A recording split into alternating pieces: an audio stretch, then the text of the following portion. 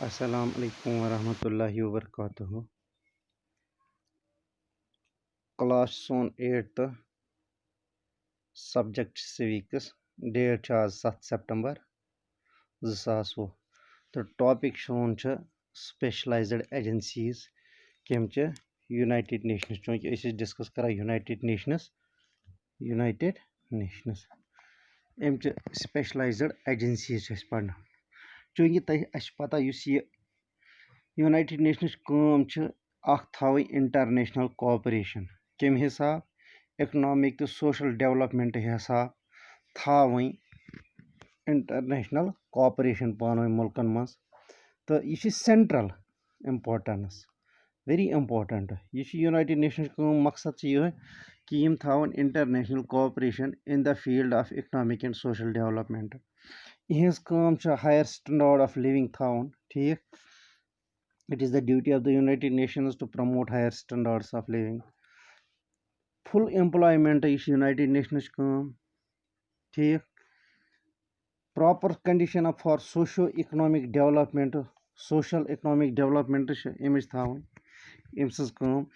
यम purposes fulfil करने खतर छ यूनाइटेड नेशन सेट अप करमित नंबर ऑफ स्पेशलाइज्ड फील्ड्स या स्पेशल फील्ड्स तिमो मज कुस यानी यम एजेंसी कुस वुच तो United Nations Educational Scientific and Cultural Organization UNESCO setup गमज 1946 मज World Health Organization WHO the United Nations Children's Emergency Fund UNICEF International Labour Organization ILO Food and Agriculture Organization FAO the World Bank WB ठीक यम किताब पे क्या specialised agencies अम वर्य अत मज क्या agencies यथ मज अगर अस वुचो तम अत मज इंटरनेशनल मॉनिटरी फंड UPU यानी यूनिवर्सल पोस्टल यूनियन या IAEA that is International Atomic Energy Agency यम अत मज क्या एजेंसीज ठीक वन अत मज युस United Nations Educational Scientific and Cultural Organization गोडनुक दिस वन यह गई सेट अप 1946 मज हेड क्वार्टर पेरिसस मज यम चीज इंपॉर्टेंट थावन याद headquarter Paris set up गई 1946 मज गो यूनेस्को 1946 मज एस्टैब्लिश गमज हेड क्वार्टर पेरिसस मज अमिच काम क्या पानवी नेशन मज एजुकेशन साइंस तो कल्चरल डेवलप करने ठीक the main work of UNESCO are education information and communication cultural natural science social and human sciences यमन फील्डन मज अमिच काम यह इंस्टीट्यूशन क्रिएट करान ये एजुकेशन दिन इन कल्चरल पन प्रिजर्व रोज नेचुरल साइंस इन पढ़ना ठीक इन जान रिसर्च ट्रेनिंग करना बे शेयर करना और रिसोर्सेस यह यूनेस्को कंट्रीजन कर मदद ताकि स्कॉलरन दिन यम असिस्टेंस हेल्प करनस बे प्रोटेक्ट तो प्रिजर्व कर वर्ल्डस रिच कल्चरल हेरिटेज बे क्या कर एजुकेशन फॉर ऑल ठीक एजुकेशन फॉर ऑल फंडा बे क्या गो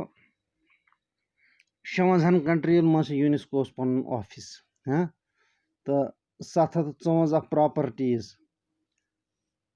हेरिटेज साइट्स मज यूनेस्को डिक्लेयर कर ठीक अम पे वर्ल्ड हेल्थ ऑर्गेनाइजेशन 9 तले तरह फिक्री यह एस्टैब्लिश गमज 1948 मज यह physical and mental health of all यह अत सत रिलेट ठीक वर्ल्ड हेल्थ ऑर्गेनाइजेशन तो हेड क्वार्टर अत जेनीवाहस मज तो यह physical mental social well being खतर ठीक तो एब्सेंस ऑफ डिजीज गस रोजन तो यह हेल्प कर स्टूडेंट मेडिसिनस मज पढ़ने खतर proper food nutrition maternal and child health immunization against diseases appropriate treatment of diseases यानी दाद बलरावन दादन against immunization दिन मैटरनल एंड चाइल्ड हेल्थ बच्चन हंद सेहत ख्याल थवन कह चीज़ वर्ल्ड हेल्थ ऑर्गेनाइजेशन करान अम पत गो United Nations Children's Emergency Fund 1946 मज एस्टेब्लिश गोमुत हेडक्वार्टर न्यूयॉर्कस मज तो चूँकि चिल्ड्रंस यह एमरजेंसी फंड यह चिल्ड्रन रिलेटेड काम करान क्या करान हेल्प करान चिल्ड्रनन on the grounds irrespective of race religion ठीक कुन ते मुल्क कह ते बच्चे कह मुश्किलात यह तिमन एड करान हेल्थ न्यूट्रिशन एजुकेशन सेहत मुतलिक ठीक यह यूनेस्को इहज काम ठीक अत आया 1965 मज नोबल प्राइज ते दिन ठीक मेडिसन दिवान न्यू बेरन बेबीज मदरन मज यह यूनिसेफ काम पत गई International Labour Organization United Nations special agency specialised agency 1946 मज बने ठीक अत हेडक्वार्टर जेनेवाहस मज यह लिखित कहीं सोशल जस्टिस अमिच काम बे कंडीशन ऑफ लेबरर्स इत कन लेबर हरी नाव अत दित यानी मजूरन हज कंडीशन ठीक ठाक थावन खतर तो चाइल्ड लेबर काम खत्म कर अमिच आईएलओ काम चाइल्ड लेबर दुनिया मज गसान सह खत्म कर पत गई फूड एंड एग्रीकल्चरल ऑर्गेनाइजेशन अत हेडक्वार्टर रोमस मज तो 1945 मज एस्टेब्लिश गोमस अमिच काम क्या फाइट कर अगेंस्ट पॉवर्टी माल न्यूट्रिशन तो हंगर ठीक तो बे कर raise standard of living nutrition level raise कर improve condition of rural people alleviate proper poverty यम काम पे वर्ल्ड बैंक 1946 मज एस्टेब्लिश गोमुत हेडक्वार्टर वाशिंगटनस मज अत मज चीज इंस्टीट्यूशनस अ गो IBRD International Bank for Reconstruction and Development बे इंटरनेशनल डेवलपमेंट एसोसिएशन तो वर्ल्ड बैंक क्या काम वर्ल्ड बैंक काम स्टैंडर्ड ऑफ लिविंग बढ़ावन तिमन कंट्रियन मज ताकि तुम वातन from developing to developed countries या डेवलप्ड कंट्रीजन मज एड दिन तिमन यम गरीब आसन provide loans to different organisations to undertake development projects मतलब वारियाहन तंजीमन मदद करान ताकि तम हेकन एग्रीकल्चरस मज रूरल डेवलपमेंटस मज एनर्जी मज एजुकेशनस मज हेल्थस रोड्स रेलवेन मज मदद करित इहन डेवलपमेंट करित इंटरनेशनल ट्रेड बैलेंस थावन खतर वर्ल्ड बैंक काम ठीक यम गई अमिच कह काम तो अम पत कह मे वोन यूनिवर्सल पोस्टल यूनियन IMF वगैरह IAEA तम गई स्पेशलाइज्ड एजेंसीज।